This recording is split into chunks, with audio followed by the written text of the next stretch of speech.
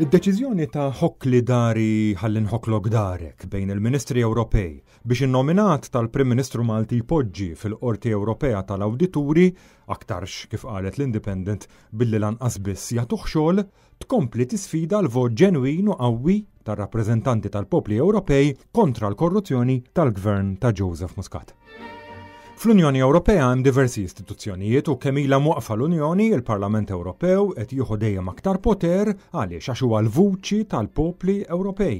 Imma l-gvernijiet Ewropej ġieli jwebsu rashom għax ma jridux jitilqu poter minn idejhom favur l-aktar istituzzjoni demokratika illi għandha l-Unjoni Ewropea.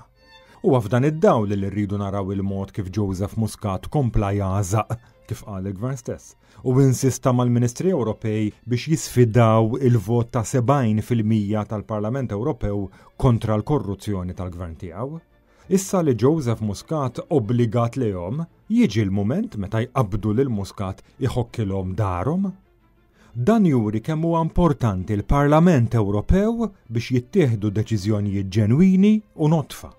Dwar il-korruzzjoni u l-kriminalità fl-iskandlu tal-Panama, il-Parlament Ewropew kien ċarissimu. Minu korrott huwa kriminal u ma ħaqqux imexxi pajjiż. F'pajjiż suret in-nies mhuwiex aċċettabbli li tilleminija u x-xellugija tal-Prim Ministru f'Kastilja wara li jitilgħu fil-Gvern mhux qabel wara u allura bidħul ta' flus waqt li huma fil-Gvern. Bis-servizzi ta' ħabib kbir ieħor ta' Joseph Muscat, Brian Tonna, illi jirrappreżenta l-kumpanija korrotta maqbuda fil-qalba ta' dan l-iskandlu dinji u li wkoll ipoġġi f'Kastilja.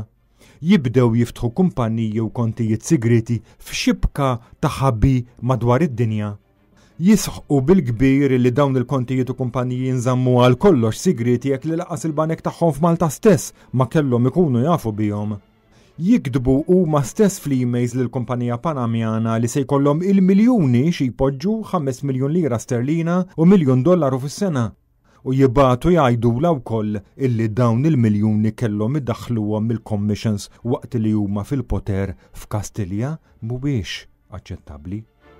Għalhekk il-Parlament Ewropew huwa importanti u ħaqqu l-fiduċja tagħna għax huwa l-istituzzjoni Ewropea li jileħen l-Ewropej u li qed qis l-iskandlu tal-Panama bħala dak li hu b'mod ċar.